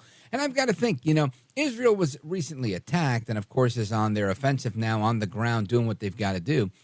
But where is the admonition? Where is the admonishment from Kamala Harris or Joe Biden saying, listen, Hamas, the rules of engagement, the rules of war must be adhered to when you're out there using hang gliders to go out there and massacre these children, and when you're setting small villages on fire and torching infant children while they're still alive. Why aren't they calling them out for that? I don't know. Maybe it's just me. Maybe I'm just a cynic. Let's go to San Francisco, listening online. Rich Valdez, AmericaAtNight.com. Let's check in with David. David, go right ahead. Well, thanks, Rich. I was just trying to find the casualty count for Gaza, and the nearest I can get is one day ago when it was 8,000. So I don't find it very religious for Israel to be. I think back to World War I when the Belgians a small town in Belgium, and they would you have a local resistance, and they would kill one German guard. Well, the next morning, the Germans would round up 20 citizens and shoot them to death in there. So it was a 20-to-1 ratio. And that kind of junk happened in World War II also. So when Kamala Harris says how many hundreds or 1,400 were killed on the first night, well, we're up to 7,000 dead. They can't prove that they've been effective in rounding up Hamas. Well, what makes it uglier is they've discovered oil underneath Gaza. So the godforsaken land that the Israelis thought they could get rid of by slamming a bunch of Palestinians onto it, oops, all of a sudden there's oil underneath it. They're going to try to drive them off again. Now, I think this is more of a merchants in the temple issue. Somebody claims that God gave them that land and that it's holy land. Well, all of a sudden, if some hundreds of billions now, who is that somebody? Are you referring to somebody on the side of Hamas or somebody on the side of Israel? Because it seems like both of them are saying that to me. The oil is the issue, and as far as I'm concerned, and that gets into merchants in the temple. You know. No, but you said that somebody's saying that God gave me this land. Who is that somebody, in your opinion? Well, that gets all back to Abraham, and then it gets into the definition of what is Israel. Is Israel a state of mind, or is Israel an actual territory? And so, you know, it's the difference between the spoken word and the written word. What is Israel? Well, in your mind, what is Israel? Is it? Do you ignore the fact that there's a country named Israel, or is this just rhetoric? There's an Orthodox Jewish cult that claims that Israel goes to Palestine, to Pakistan. You know how much territory is taken up all the way out to Pakistan? And they're a cult of 12 people or something like that. But I mean, there are some, biblical scholars or Torah scholars that claim that the Holy Land goes all the way out to Pakistan. So, sure. Well, I'm sure we could find people that say all sorts of things. But I'm just saying it for the sake of our conversation here. You're saying that there's land there and that there's oil underneath this land, and you're saying that somebody is saying that God gave me this land. Are you saying that somebody is from the Palestinian side, the Hamas side, or the Israeli side? Are the Muslims from the family of Abraham? Yes, they are. Well, if you're talking about Ishmael, right? Family of Abraham. So all three religions stem from believing in the same Yahweh, God. Now, when Yahweh is called into our presence, and we got to talk the truth, that's where it's the most important. Now, it's the 10 Commandments versus a big oil discovery. Now, are there going to be merchants in the temple? I don't know. I don't know anything about this oil. It's the first I'm hearing of it. It's a United Nations Conference on Trade and Development. It's the 28th of November of 2019. They do this big announcement that the problems with the Palestinians could be resolved by drilling for the oil underneath Gaza. And they mention hundreds of billions of dollars worth of oil down there. Now, if we just pay attention, and again, I'm not trying to switch gears, but this oil thing is interesting. I haven't heard anything about oil underneath whatever, but that would make sense if the folks from Hamas were just minding their business, making rockets and doing what they do, and then all of a sudden they were attacked out of left field by the Israelis. But that wasn't what happened, right? It was these hang glider militants that came over the wall and killed a bunch of young people at a music festival. And then Israel turns around and says, we're coming after you. And I mean, it seems convenient that you're making this argument about oil beneath there, but it was in 2005 that Israel said, hey, look, here, take this land. So I'm just, the facts aren't matching up with the narrative that you're laying down, David. Let's check out this music festival. Would MAGA people attack a nightclub in Austin, Texas? You're going to have, I'm not that swift. I'm not the sharpest pencil here. You're going to have to really make your case quickly because we're running out of time. Well, who was the shooter in Las Vegas? You know, were they intending to break up any possibility that there'd be good music coming out of country and western, or if it'd be the same old crap that's been spouted for years? So the idea of having kids with a future, the next generation having a future, or living by old boy money, old boy oil, old boy land grabs, old boy military, kids want something different. And if that music festival that was shot up had anything to do with peace and love, I would bet that Hamas was in league with the oil boys. All right, David. Yeah. Again, your wisdom surpasses that of mine. I really don't follow the correlation here. To me, it seems like they burned some babies. They raped women, teens, old ladies, kidnapped people, and whether there's oil or not, to me, is a secondary issue. The primary issue is that there is literally an attack on a country, and now they're fighting back against this group that's taking refuge and is the political party in charge of another territory, and they're facing the brunt of it. So I appreciate the conversation. I just didn't really get the gist of it. Maybe you could school me a little bit more and a little bit better next time. I appreciate it. Thank you, David, for your call from San Francisco. Listening online, Rich Valdez, AmericaAtNight.com. Again, I just don't see the correlation. I don't care what's underneath the ground in Gaza. It doesn't change the fact that they went in there and they killed these people. Now, if we're going to make the argument that, well, why did they kill them? And would MAGA people shoot up the music? Their motivation doesn't matter to me. I've always said this, and I'll say it again. If you're walking down the street and someone punches you in the face, do yourself a favor and don't ask them why they're punching you. Punch them back. It doesn't matter why they punched you. What matters is that you get them to stop punching you so that you're no longer in danger and they're no longer a threat. The reason why, the motive, you can, if you want to get into that, but just imagine what your day would look like. You're walking down the street and you get right in the face and you go, hey pal, why are you punching me? What's the point in that? No, sir. It doesn't work that way. You punch him back, you punch him 3 or 4 more times, and then you can find out a little bit later if you need to. But the bottom line is you got to keep yourself safe.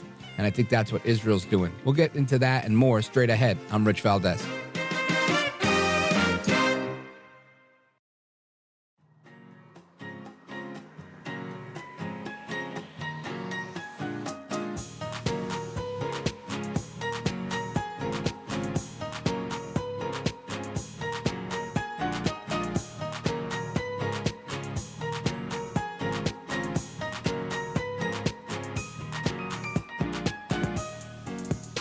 No hair, no care, and live on the air, it's Rich Valdez.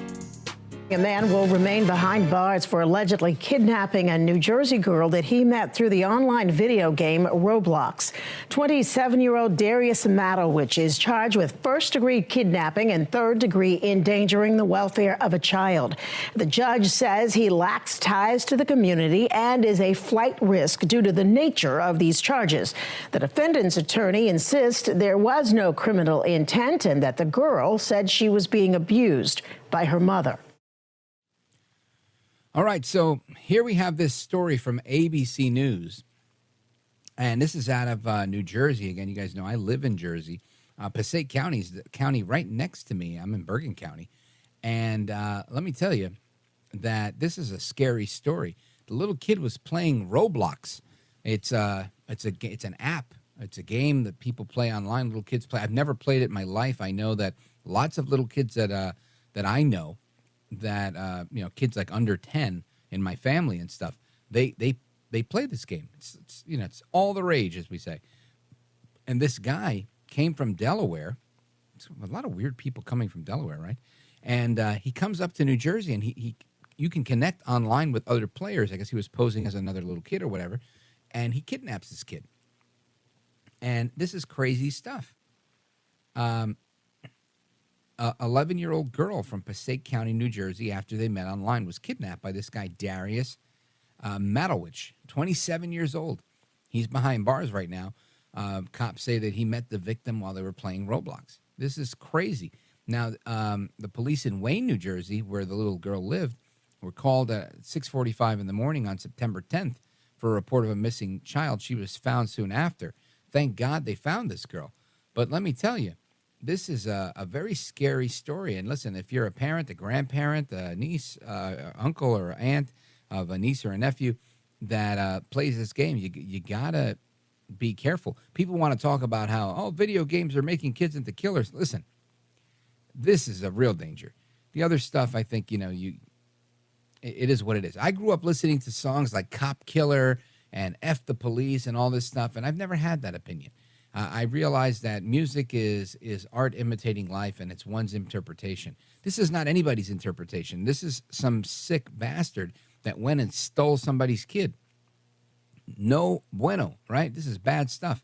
So I definitely wanted to talk about this, and I wanted to get your reaction as well. If you have kids in your family that play Roblox, and if you were familiar with this game. And not too long ago, a couple of months ago, the people from Roblox said, separate story, they said they were thinking of converting the app into a dating app because they realize how intrinsically connected the users are, these little kids, 5, 6, 7, 8, 9, 10, 11, 12 years old, that are playing this game, that they're hoping to hold on to them forever, kind of like Facebook, I guess, where they now go and use the app as a dating site, which is very interesting to me.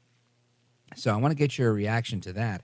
I also want you to hear a clip of audio, switching back to what we were talking about before, of Netanyahu today, who was asked a couple of things. One of the things he was asked was, will you consider a ceasefire? And again, Israel's just making inroads into going after Hamas. They've caught and destroyed one of the leaders of the October 7th attack. And I find it fascinating that the media and so many, even our own administration, everybody's putting the pressure on Israel as have to stop, you have to stop, you have to slow down. There's all this talk about half of the people in Gaza being under the age of 18. And I understand all that. My point is, when the police, just regular police, they do a drug raid on a home, they go in with a SWAT team. These guys are armed with M1s or whatever it is they're using. They're kicking down the door in a no-knock warrant, let's say, and they're looking for bad guys, right? Ideally, they're looking for guys that are pointing a gun at them, and they're going to shoot those people so that they're not shot first. Now, there may be women in this place, this drug place, this drug den. There may be people that are being held against their will. There may be kids. You never know what you're going to get when you knock on one of those doors. So do you shoot every single person in the place? No, of course not. You handle it like a professional. So if the cops can do that, clearly the IDF, which is a very elite fighting force, they can handle that. And to me, clearly this rhetoric that we hear of, will you quit? Will you cease fire? All this is just garbage coming from the left, and it's really just anti-Israel rhetoric couched in questions from the media. But listen to Prime Minister Netanyahu today. I want to make clear Israel's position regarding a ceasefire. Just as the United States would not agree to a ceasefire after the bombing of Pearl Harbor or after the terrorist attack of 9/11, Israel will not agree to a cessation of hostilities with Hamas after the horrific attacks of October 7th. Calls for a ceasefire are calls for Israel to surrender to Hamas, to surrender to terrorism, to surrender to barbarism. That will not happen. That is Prime Minister Benjamin Netanyahu. And listen, I agree with him 100%. I'm thinking, listen, they're there now to destroy Hamas, right? Get the hostages and destroy Hamas. If you had a chance to, you call the exterminator, and you're not going to kill a few roaches. You want to exterminate the whole building, right? You want to make sure this problem doesn't come back. I don't know. You guys let me know what your thoughts are. Let's go to Boise, Idaho, KBOI, and check in with Paul. Go right ahead. Thanks for taking my call, Rich. You betcha. Yeah, this reminds me of my childhood. When I was 15, I read up. Took 2 years, but I studied the Holocaust and how it happened, how it started. And there's some names I wanted to read to you really briefly. Sure. One is Sobibor, one is Bergen-Belsen, one is Treblinka, one is Auschwitz, one is Mauthausen. The pronunciation may be off. And there's various other books I read and pamphlets and so on and so forth. But, there was many, many millions that died in those camps that I just mentioned. Yeah. And what Hamas doesn't understand is 50 centuries of being persecuted. That's what they're up against. Not just the bombs and going looking for the hostages in the tunnels. They're going after 50 centuries of being persecuted and being brutalized, and they're not taking it. And I hope he doesn't have a ceasefire. If they want humanitarian, they got to have the human in front of them to be able to give them the humanitarian. Yeah, I think you're right, Paul. They've got to go after Hamas and destroy Hamas. This can't be some sort of half-hearted effort to just say, all right, you hit us and we're hitting you back. No, you got to make sure this doesn't come back. They've got to permanently incapacitate Hamas. That doesn't mean killing minors. That doesn't mean anything. That means exactly what I just said. Destroy Hamas. Make sure that they're left with not a leg to stand on. And whatever you got to do with those tunnels, you do with those tunnels. And later we can have a conversation about oil and whatever, and let all those miners figure out how to deal with the oil and become rich and live a very prosperous life. But right now, you can't just sit there and back down. I agree with Netanyahu when he says Israel shouldn't surrender to Hamas. I agree with that. And, you talked about those tunnels. The 85-year-old grandma that was released by Hamas, she explained how the tunnels looked. And she lived in one of the kibbutz where they were, kidnapped, right? Taken violently by Hamas back on October 7th.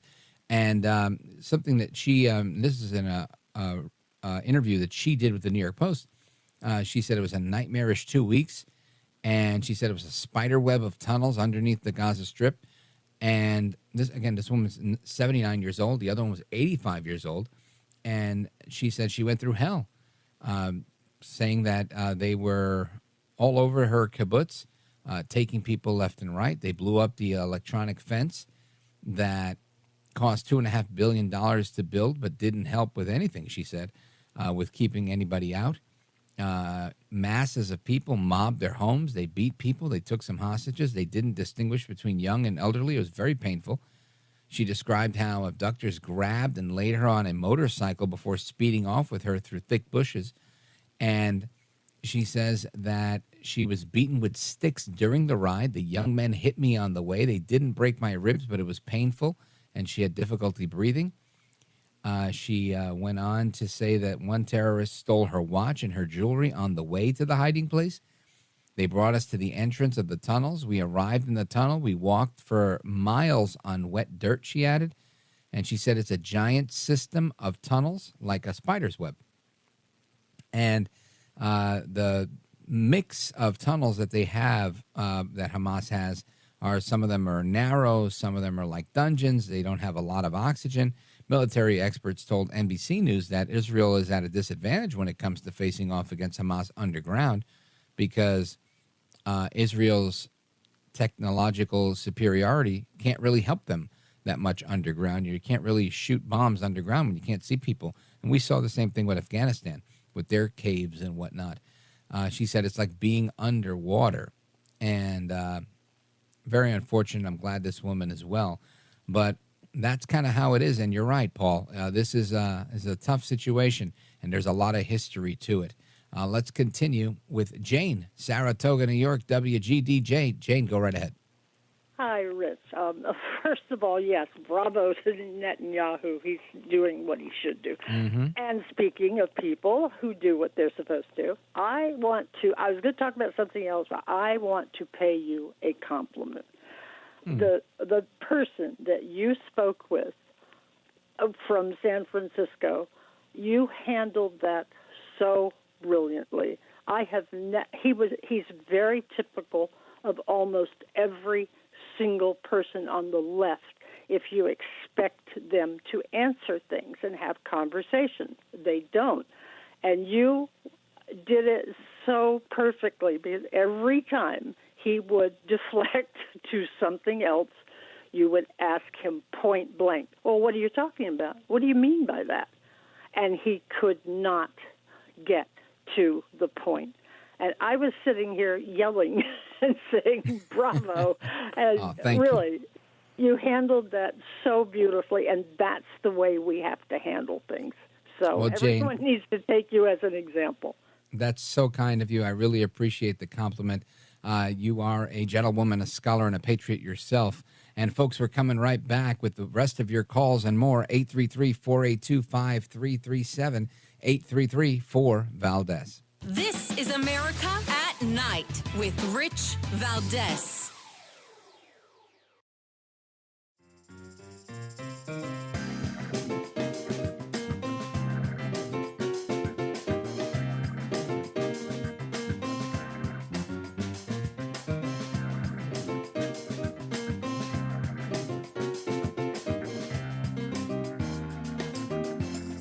He's brown, he's bald, and he's breaking it down. It's America at Night with Rich Valdez.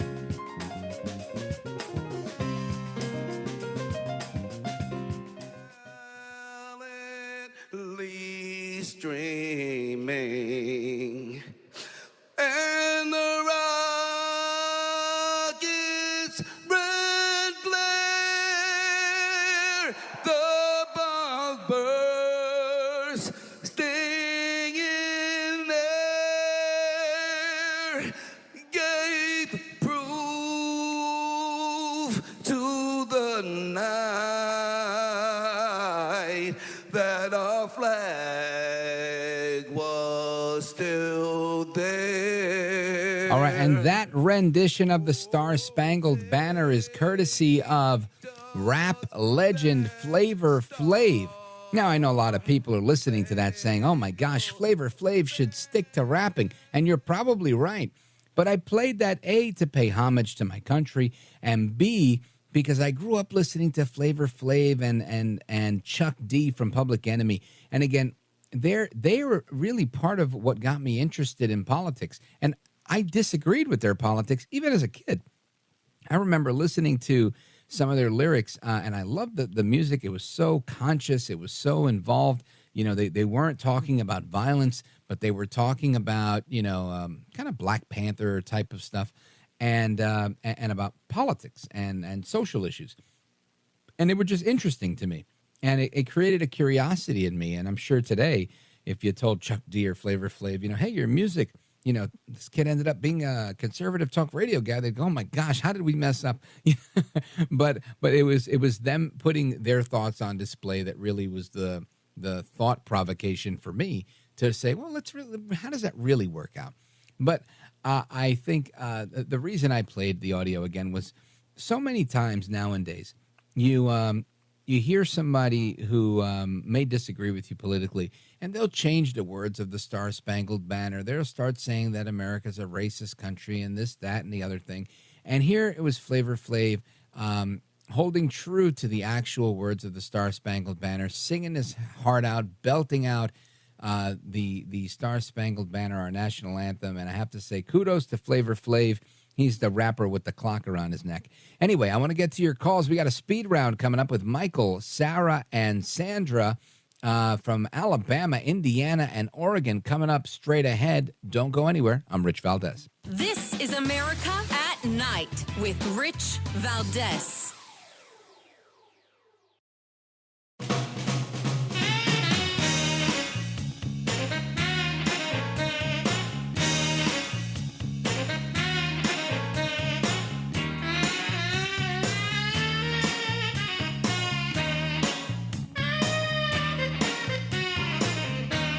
voted best head of hair in live late night radio 6 years in a row.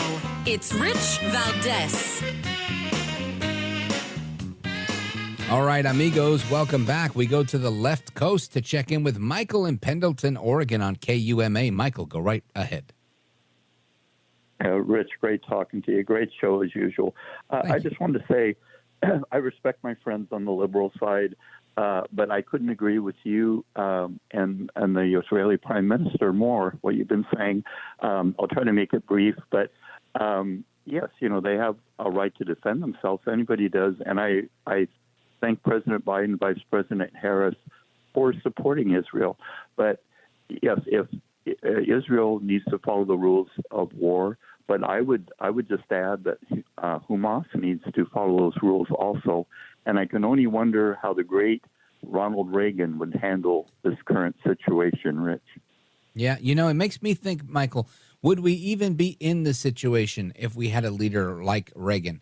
Right? Somebody who was tough talking, walking quietly while holding a big stick, putting focus on peace through strength. It makes you think maybe this wouldn't have happened. Maybe Hamas only pounced because they smelled the weakness from Joe El Baboso Biden. Michael in Pendleton, Oregon, thank you for your call, my brother, KUMA. Let's go to Sarah, Bedford, Indiana, WBIW. Sarah, go right ahead quickly. A great show. My personal opinion pertaining to online games, no kid under 18 should be under social media. They're opening themselves up to perverts, bullies, all sorts of negative things. Meanwhile, missing out on fulfilling face-to-face contact, books, going outside. Thank you. You know what, Sarah? Thank you for your brevity, number one. And number two, I think you're right. There's a lot to be said about this interconnectivity that people have on these games. And even when there isn't anybody, even if it's just the game themselves that the kid is playing. I remember my daughters were playing a game when they were younger, and it was a game about the Kardashians. And I was like, they have a game? And they were like, yeah. And they were explaining the game about, they start businesses and whatever. It was stuff that they did on their TV show, and it was through a game. And I thought to myself, that's some crazy stuff, that I had to look more into it, and I never really did. I was just like, find something else to play. But it was crazy. Sarah, thanks for the call. Let's go to Sandra in Dothan, Alabama, WDBT. Sandra, go for it quickly. Yeah, I was going to say or ask your opinion. Wonder if the roles were reversed. If Israel would have went in and attacked Hamas and killed their children, how would all these people on the left feel about that? And then the other thing was about our Speaker of the House. He's looking at some money for Israel and Ukraine, but he's not looking at printing new money. He wants to cut the budget. Yeah, well, I love that. He's gonna have to be creative because nobody wants to increase spending. I think cutting the budget is the way to go. And you're right. If the shoe were on the other foot, of course it would have still been like, hey, what did Israel do to provoke this? It's just crazy, the double standard. Thank you, Sandra. Take care. Good night. God bless. I'm Rich Valdez. Hasta la próxima.